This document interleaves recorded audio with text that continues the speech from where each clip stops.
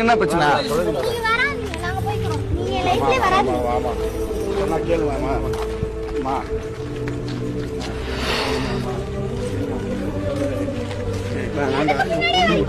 பொண்ணை விட்டு